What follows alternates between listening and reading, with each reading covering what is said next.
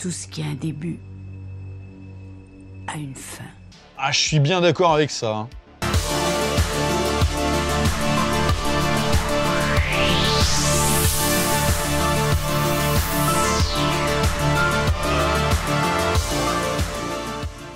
Salut tout le monde et bienvenue sur le Boozoscope pour la seconde partie de 2012, le film catastrophe et catastrophique de Roland Emmerich. Alors, si vous n'avez pas suivi la première partie, je vous y renvoie évidemment via le lien que je vous mets dans la description. Pour les autres, donc rappelez-vous succinctement, nos héros avaient réussi, non sans difficulté, mais grâce à la magie des scénarios de merde et la chance des héros dignes des films de Roland Emmerich, à décoller de Las Vegas, cap vers la Chine, en vue de trouver les fameux vaisseaux voués à sauver l'humanité, et que de l'autre côté, nos héros de Washington, à savoir Adriane, Josiane, donc la fille du président, et Gros Bide, sont à bord d'Air Force One pour la même destination, tandis que le président, lui, a préféré rester parce que, effectivement, il y avait lasagne maison à la cantoche. Et donc on reprend en allant voir ce qui se passe justement sur le continent asiatique, en faisant notamment la connaissance avec un nouveau personnage, parce que bon, ça en manquait un petit peu jusqu'à présent, hein, j'imagine, et du coup on va faire la connaissance de lui. Alors, comme avec Roland Emmerich, on est toujours dans les clichés, hein, du coup on va lui donner un nom tout aussi cliché, hein, du genre Ping, qui, pour rester dans les clichés et locaux également, hein, est un élève bouddhiste, mais son maître lui donne l'autorisation, au vu de l'avenir, d'aller voir sa famille. Donc à quoi ça sert pour le moment d'avoir intégré ce personnage, on n'en sait rien, attendons de voir un petit peu la suite. Hein. Mais déjà, quand on voit à quel point les scénaristes galèrent à écrire quelque chose qui tient la route, ne serait-ce qu'avec les héros, est-ce que c'est une bonne idée de rajouter d'autres personnages dans l'histoire? Joker, j'ai envie de dire. D'ailleurs, en parlant des héros, donc après quelques heures de vol, eh bien ceux-ci sont encore emmerdés, hein, bon, on n'est plus à ça près, car visiblement l'avion, il n'avait pas le plein d'essence. Donc, faut se poser à Hawaï pour aller à la pompe, mais... Et oui, désormais, à Hawaï, c'est encore plus caliente. Et le problème, c'est que... Il reste quoi dans les réservoirs? Pas suffisamment. Ah ça c'est ballot ça, mais pire encore... Génial. On regrettera pas le train d'atterrissage. Comment ça? On a tout perdu. À Vegas. Ouais, mais alors attends, pourquoi le train d'atterrissage qui est mort, justement, c'est désormais un problème, alors qu'il y a 10 minutes, c'était quand même déjà un souci, mais vous envisagiez quand même de vous poser à Hawaï avec. Enfin bon, faudrait arrêter d'évoquer hein, les problèmes de cohérence. Hein. Bref, et donc, la solution du coup? Va falloir qu'on amérisse quelque part en mer de Chine. Oh bah oui, tiens, enfin je sais pas, vous saviez à peine piloter cet avion et là, tu veux nous faire croire que tu vas te lancer dans un truc que peu de gens dans le monde sont capables de faire. Bref, ça sent le roussi quand même, hein, cette situation. Et donc allons voir la Maison Blanche, hein, donc c'est pas beaucoup mieux puisque Washington a fini sous une pluie de cendres. Mais bon, ça va, hein, ça reste super respirable quand même, merci. Hein. Du coup, le président a invité tous ceux qu'il pouvait à se réfugier chez lui, tant que les gens touchent pas à ces lasagnes maison. Hein. Bref, après autant de conneries, allons donc jeter un petit coup d'œil du côté de Riggs et Murdoch. Et oui, je sais, vous les avez oubliés ceux-là. Ah bah moi je comprends pas pourquoi, ils sont tellement passionnants pourtant comme personnages. Enfin bref, donc Riggs envisage bien de téléphoner à son fils avec qui il n'a pas eu de contact depuis très longtemps, mais il assiste effectivement en direct à la mort de sa famille, hein, histoire de rajouter un peu de dramaturgie à l'histoire. Mais sauf que pour lui et son pote, c'est que le début, puisque là, l'écorce terrestre est tellement en train de bouger que des tsunamis gigantesques sont en train de se former partout autour du monde, et que pour eux, c'est quand même pas de bol, parce qu'ils sont sur l'eau. Ah bah va y avoir de l'animation, hein, et puis peut-être un peu de dégueulis. Hein. Du coup, je pose ça là, donc Riggs et Murdoch sont sur un bateau, le bateau se retourne, qu'est-ce qu'il reste? Voilà, vous avez 3 heures.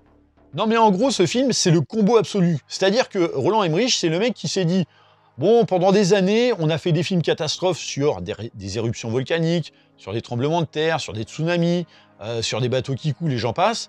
Qu'est-ce que je pourrais proposer ?» Ah tiens, mais de tout mettre dans le même film. Il manquerait plus que le crash d'avion et on est bon. Mais bon, attendez, hein, le film n'est pas fini. Bref, les tsunamis sont donc sur le point d'impacter la surface du monde. Et c'est carrément le président des États-Unis en personne hein, qui, en direct, s'apprête à accueillir un de ses propres porte-avions entre les deux yeux. Hein.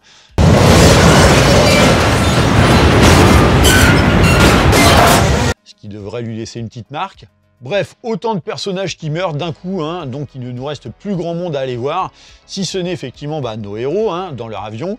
Et pendant que le chat n'est pas là, les souris dansent un petit peu, hein, donc comprendre que pendant que Bubu copilote l'avion, Janine et Jaco préparent la fin du film de leur côté, hein, voilà, donc il ne manquerait plus que Bubu meure et plus rien ne parasiterait leur retrouvaille, hein, mais bon, attendez, là aussi, hein, le film n'est pas encore fini. Mais bon, c'est pas encore fait, et pour ne rien arranger dans l'immédiat, Jaco se fait interpeller par son gamin. Pourquoi tu détestes Gordon? Oh je sais pas, tiens, enfin je sais pas, on n'a qu'à dire que déjà parce qu'il saute maman à ma place, hein, pour le moment, et puis que toi, tu me renies au point que tu veux même pas m'appeler papa pendant que lui, tu le serres dans tes bras. Enfin je sais pas, c'était vraiment une question sérieuse de la part du gamin ou c'était une blague qui a merdé de la part de Roland Emmerich? Sauf que dans la cabine de pilotage, ça clignote de partout en faisant bip bip bip bip bip parce que on va bientôt arriver à bout de course, mais sans atteindre la ligne d'arrivée à cause du carburant, hein. Du coup, face à la situation désespérée qui nous amène à avoir très peur pour eux, à l'idée qu'ils meurent, après avoir pourtant survécu autant de fois à la fin du monde, hein, non mais allez, faites un effort pour y croire, quoi. On tente de rassurer les mômes. On va tous mourir. Mais non, juste toi, mon fils. Bref, alors qu'ils sont sur le point de devoir se cracher loin de là où ils devaient aller. Plus d'océan et on n'est pas loin de là où on voulait aller. C'est comme si le monde entier avait dérivé de 2000 km. Oh ça c'est pratique quand même, encore une fois, hein. Merde, on a un problème les gars. Nos héros ont plus d'essence, ok? Donc ils vont devoir procéder à une manœuvre qui, techniquement, a 85% de chance de les amener à se cracher. Et donc de mourir. Donc comment est-ce qu'on peut faire? J'essaie de réfléchir. On va faire comme si la croûte terrestre avait dérivé, hein, comme c'est un petit peu le bordel partout, hein, mais dérivé pile là où les héros en ont besoin, ok? Ah ouais? Oh, super, génial. idée. Merci. Bref, après avoir perdu tous les moteurs de l'avion, mais bon, ça va, ça se passe bien, hein, et en passant tous les sommets des montagnes à 50 cm près, hein, la chance leur offre également une surface plane, hein, oui, donc au milieu des montagnes, hein, pour pouvoir atterrir, hein. Donc c'est quand même bien fait, là encore, hein. Ah non, mais t'aurais eu un rocher qui dépassait de 1 mètre en plein milieu, et c'était baisé. Mais là, non, c'est lisse comme une planche à pain, hein. Ah non, je vise personne par le terme de planche à pain, hein. Non, n'insistez pas, vous n'aurez aucun nom. Bref, et donc, le but de la manœuvre, c'est que, au plus près du sol, ils ouvrent la trappe arrière et s'extraient de l'engin à l'aide d'une des voitures qui était donc dans la soute, hein. Montez, allez! Non mais ce film a forcément été précurseur et source d'inspiration à Fast and Furious, c'est obligé. Non mais puis tu imagines, le hasard d'avoir eu des bagnoles pour pouvoir faire ça. Enfin je sais pas, si la cargaison de l'avion ça avait été des palettes de pots de Nutella, ça aurait été déjà beaucoup moins facile, tu vois. Même, je dirais même carrément emmerdant. Bref, et donc...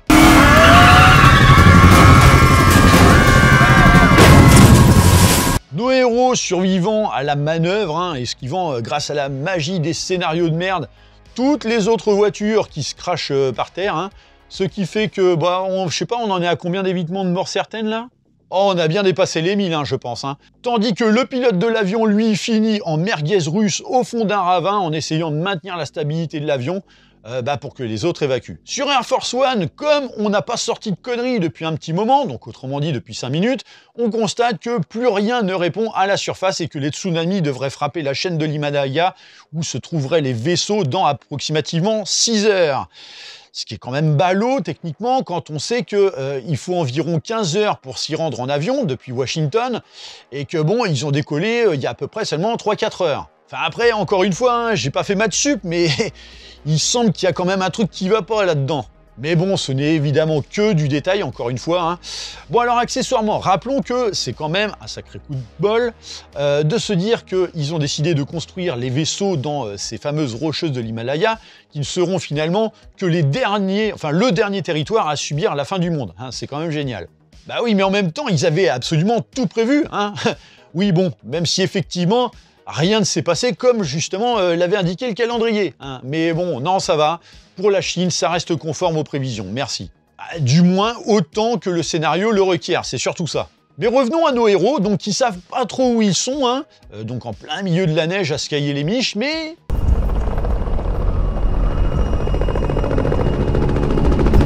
Alors ça, c'est un signe où je m'y connais pas, hein. Enfin, non mais...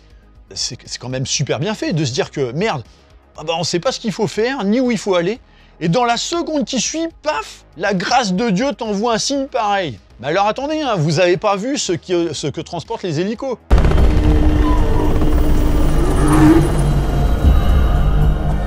Oui, donc des animaux tropicaux hein, qu'on trimballe par voie aérienne au milieu de l'Himalaya où il fait moins 15 degrés. Hein. Bref, donc on ordonne à un des hélicos de se poser pour aller rendre visite à nos rescapés. Et donc rapidement, on leur demande s'ils sont prévus d'embarquer sur les vaisseaux. Mais... J'ai carte verte pour mes fils et moi. Donc déjà... Par rapport à ça, la première personne surprise, bah c'est évidemment Puput, hein, qui visiblement a pas bien fait son travail en position couchée pour que bah, l'autre gros russe veuille pas lui payer son bifton. En fait, si, elle le faisait bien, mais avec le pilote. Et donc Yuri, lui, il le savait. Oh, c'est ballot, hein, c'est ballot. Bref, c'est moche aussi pour les autres, hein, donc nargué par Yuri qui a bien profité de leur aide pour parvenir à ses fins. Bon, en même temps, voilà, il est russe, hein, donc il y avait 95% de chances qu'il ne soit pas gentil, hein, on est dans un film américain. Hein. Donc bah oui, vous l'aurez compris, hein, de par cette attitude, Yuri vient en fait de se condamner à mort. Hein, voilà, c'est la règle. T'es un méchant dans un film catastrophe, t'es voué de toute façon à crever. Air Force One est également arrivé sur place grâce à une faille spatio-temporelle, hein, parce que bon, les notions de temps, c'est un petit peu flou, hein, comme on l'a vu. Manque de bol, alors Gros Bide apprend que en gros, il y a un des vaisseaux qui serait d'ores et déjà inutilisable en raison d'un problème. Et donc Adrien, lui, de son côté, alors il sympathise un petit peu avec Josiane. Hein. Pas la moindre brosse à dents, que des livres. Eh oui. Ah, c'est effectivement un peu con parce que pour ce que tu vas devoir faire très prochainement, hein, l'hygiène buccale, c'est un petit peu important. Bref, et donc, après un petit vol en hélico, c'est là qu'on découvre pourquoi ils avaient fait sauter une partie de la montagne au début du film pour construire effectivement ce camp de base avec 10 énormes sas, hein, et donc à l'intérieur desquels se trouvent les fameux vaisseaux. Donc vaisseaux voués à sauver l'humanité. Ah oui, alors c'est quand même fabuleux de se dire que, en gros, en 2 ans, on a conçu et construit un hangar de plusieurs dizaines de kilomètres carrés et des vaisseaux pouvant accueillir 100 000 personnes chacun, hein, et qui te ferait rougir les plus gros bateaux de croisière, mais, enfin voilà, construit en 2 ans. Oui, en 2 ans. Mais attendez, hein, en termes de grotesque, vous n'avez pas tout vu. Hein. Non, parce que bah, déjà, là, on va nous expliquer pourquoi l'arche numéro 3 est hors service. Et...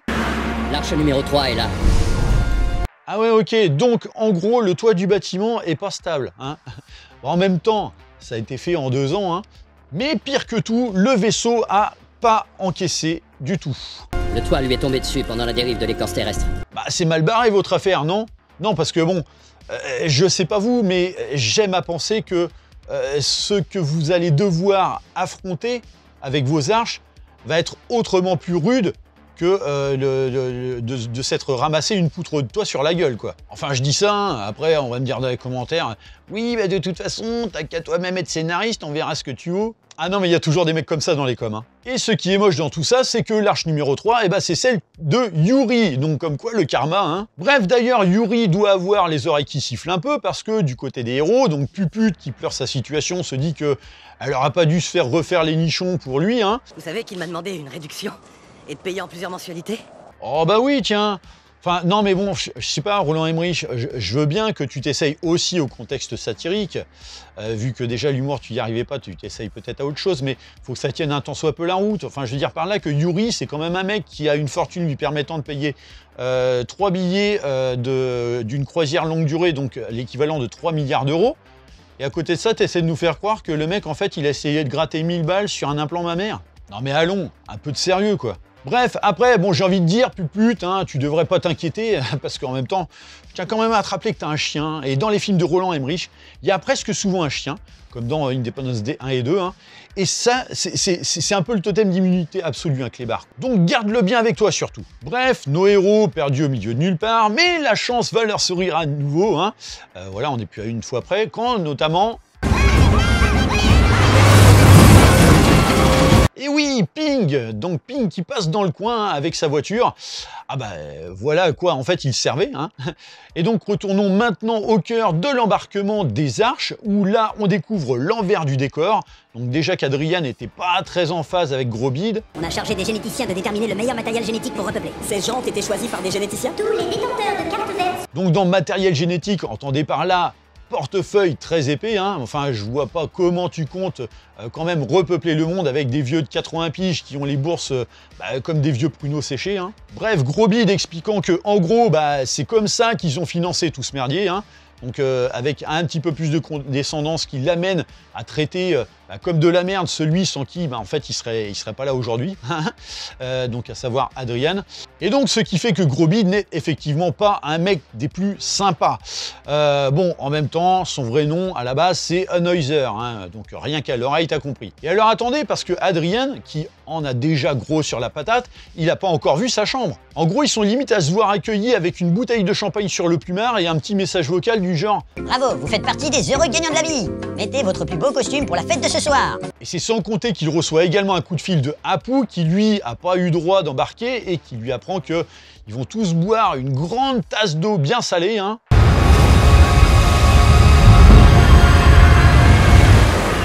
Ce qui fâche d'autant plus Adrian, qui le fait une fois encore savoir, tandis que Gros Bide lui remet une soufflante verbale de plus, hein, du genre ouais mais mec, la ramène pas parce que tes prévisions sont tombées à l'eau. Hein.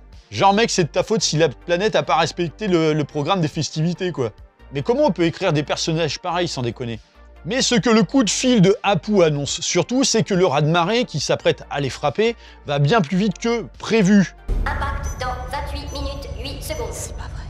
Il est donc urgent d'embarquer les gens au plus vite. Mais allons donc voir nos héros qui arrivent donc aux frontières du site d'embarquement. Et alors, bon, c'est quand même bien fait parce que le frère de Ping, hein, c'est un des artisans du chantier qui surveille en l'occurrence le portail d'accès. C'est pratique, hein. Bon, sauf que il fait un petit peu de zèle parce que, en gros, il n'envisageait pas de faire glisser en douce dans les Arches autant de monde. Hein. Mais bon, allez, contre 100 balles et un Mars, le problème serait... Mars. Et ça repart. Et donc la bande à Jaco peut être de la partie, pardon. Et effectivement, ça urge un peu parce que... Attention, tous les ouvriers doivent évacuer le pont.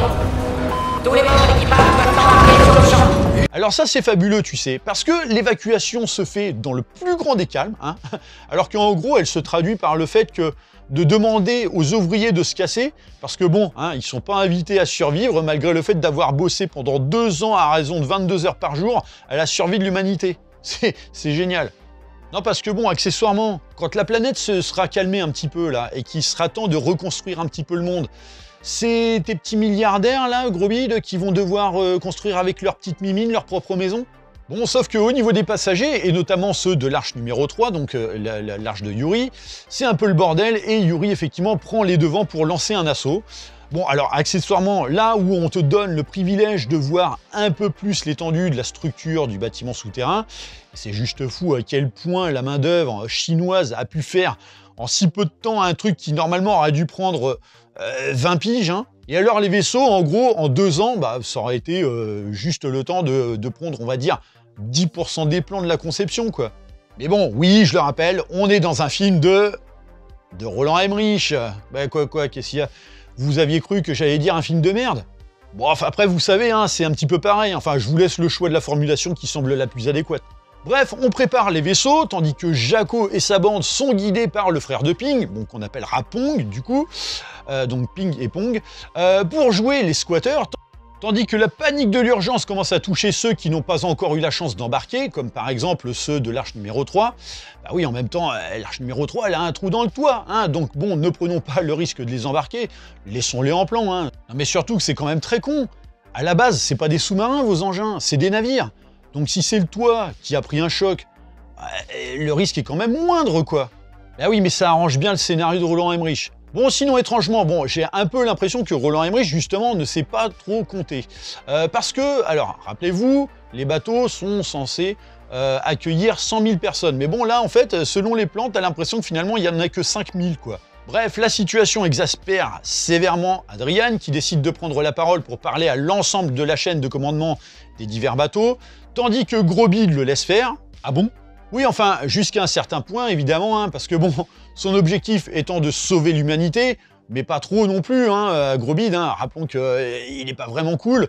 Non, lui, il préfère sauver des vieux, des girafes et des rhinocéros. Hein. Et finalement, tous les responsables des divers pays présents donnent leur accord pour ouvrir les portes, sauf la France. Je déconne, bah, bien sûr que non. La France, elle prendrait carrément tout le monde, hein, si elle pouvait. Du coup, les ambitions de Gros Bide font un gros bide. Là, on informe les galériens qui vont pouvoir tous embarquer. Bon. C'est le commandant. Dans quelques instants, nous allons ouvrir les portes et vous laisser entrer. Bon, sachant que pendant tout ce temps, faut quand même rappeler qu'aucun phénomène terrestre ne vient interférer depuis 3 heures, hein, c'est fabuleux. Ah non, mais pas une secousse sismique, rien, quoi. Eh oui, mais le film, il a besoin qu'il en soit ainsi, sinon tout le monde meurt et les héros aussi, quoi. D'ailleurs, les héros, parlons-en, hein, donc héros qui sont entrés dans les soutes par... Tu sais, par ce tunnel tout sombre qui sent pas très bon.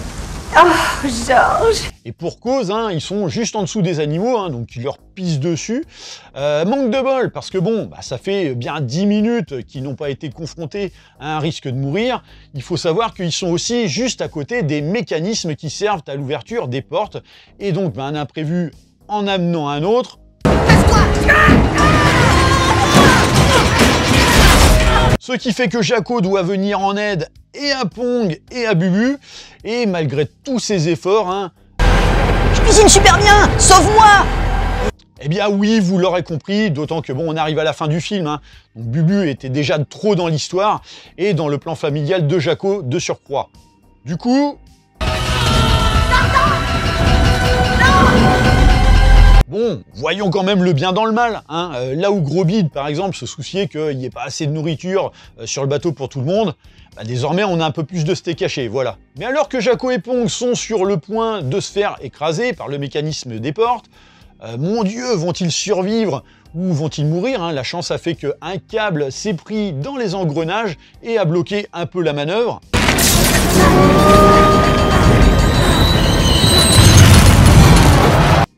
C'était moins une, hein. On avait des doutes. Mais la situation reste évidemment alarmante parce que la vague arrive et s'apprête à frapper d'ici 4 minutes, hein, ce qui veut dire qu'en gros, dans un film de merde, ça en représente 15. Donc il faut refermer les portes tout de suite et c'est Yuri qui, dans un geste héroïque, sauve ses enfants.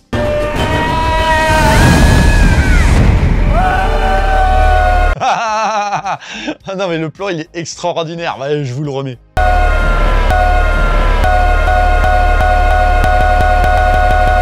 Tu sais, c'est un peu comme une vidéo à la con que tu mates en boucle sur X, quoi. Manque de bol. Il y a quelque chose qui bloque les hydrauliques, commandant. Adrienne se porte donc volontaire pour aller régler ça, tandis que... Impact dans 1 minute. 1 minute, donc ça veut dire dans 5, hein. Mais ce qui arrive... Donc là, tu viens me faire croire qu'un bout de toi, ça vient à bout de la carlingue de tes vaisseaux, mais ça passe à l'aise.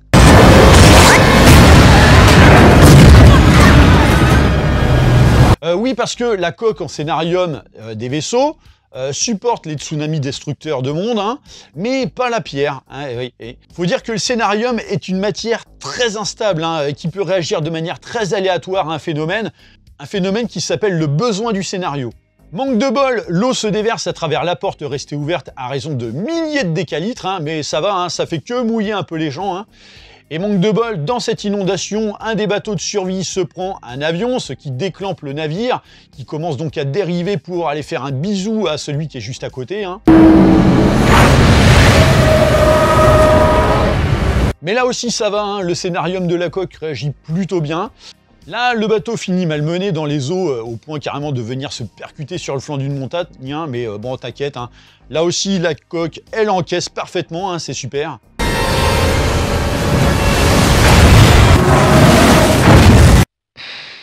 C'est l'enfer. Et donc là, Adrienne arrive dans la soute pour expliquer à Jaco que, en gros, il va falloir qu'il débloque l'engrenage retenu par le câble. Et ça, c'est complètement inondé en bas. Ils n'auront jamais assez d'air. Mais bon, c'est Jaco. On doit en être à un total de 1900 gros fuck envoyés à la gueule de la mort en personne, hein, donc il devrait pas avoir de mal à régler le problème et y survivre, d'autant que... Papa, attends, on ira avec toi. Non, papa. Ah bah oui, là, si son fils commence à l'appeler papa, c'est bon signe. Hein. Ça lui donne un putain de totem d'immunité. Et Et c'est sans parler de ça. Qui c'est qui a gagné le cocotier? Mec, là, t'en es carrément rendu à un point où tu pourrais même te jeter dans une putain de piscine de lave en slip, tu ressors vivant avec juste un léger bronzage. Bon, accessoirement, Pupute, elle a fait la plus grosse connerie de sa vie, à savoir refiler son totem d'immunité, son chien, à la fille de Jaco. Donc la chose à ne surtout pas faire. Et mais inexorablement, elle finit noyée. Hein. Enfin bon, c'est Pupute, hein, on s'en fout. Enfin, quoique non. Hein. Les passagers qui voulaient sûrement aider à la repopulation de la planète ont quand même un petit peu de quoi la regretter. Hein. Et donc Jaco de se mettre à l'œuvre pour débloquer un engrenage dont la pression est tellement forte que rien ne pourrait en venir à bout. Hein. Mais ici à faire, effectivement. Et alors, bon, c'est génial parce que Adrian peut suivre effectivement le truc en direct, vu que le hasard a tellement bien fait les choses qu'il y a une caméra pile dans l'axe du fameux engrenage sur lequel doit travailler justement Jaco. C'est quand même super bien fait, quoi. Bref, grâce à son aptitude à respirer sous l'eau pendant 5 minutes... On arrive au bout, on y est. Allez, on arrive au bout. Son incroyable force et son aptitude à survivre à ce qui aurait pu encore le tuer 250 fois dans ce même temps, vu comme le bateau est malmené entre les montagnes. Hein. La porte se referme, donc vous savez, hein, cette fameuse porte qui se trouve sous l'eau, mais qui fait que non, c'est bon, hein. Ça n'a pas totalement inondé les couloirs du bateau, hein, ce qui permet de lancer les moteurs pour éviter in extremis à l'engin de se prendre l'Everest sur le coin du museau. Enfin non, mais bon ça va, hein, une montagne dans la gueule, hein, ça fait rien encore une fois. Hein. Et donc le navire de reculer doucement, mais sûrement pour se sortir de son pétrin dans la joie des passagers. Maintenant, la grande question, c'est est-ce que Jaco va revenir? Ah oui, bon, je sais, c'est une question con. Hein.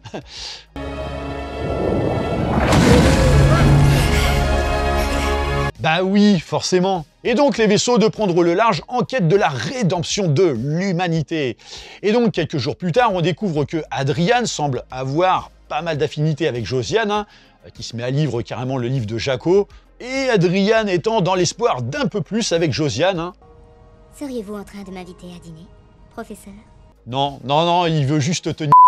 Bon, apparemment, elle est dans un bon jour, hein, donc c'est... Ce soir, je vais conclure. Et dans la minute qui suit, parce que bon, effectivement, c'était très rapide, hein, Adrian se rend au poste de commandement, où il est informé que les images satellites révèlent que... KwaZulu-Natal, c'est le continent africain tout entier qui s'est soulevé. D'un 2 km et... Alors ça, c'est fabuleux. Donc, en gros... Là où, en temps normal, c'est plutôt l'Afrique qui tend à se réfugier à travers le monde, et ben en gros, dans 2012, c'est l'Afrique qui va accueillir le reste de l'humanité.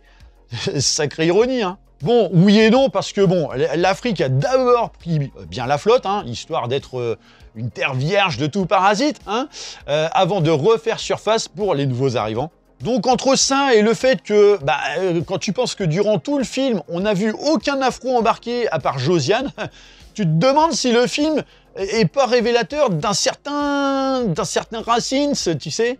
Bon, Jaco non plus, hein, il semble pas avoir perdu de temps pour aller jouer un petit peu au Lego avec Janine. Hein. Et donc, après 27 jours en mer, on s'apprête à ouvrir le pont supérieur pour que tout le monde puisse enfin prendre l'air, hein, et puis surtout parce que bon, ça commence un petit peu à sortir le renfermé là-dedans, pour finir sur la touche positive du film, la plus débile qui soit. Il met plus de charge, Vince.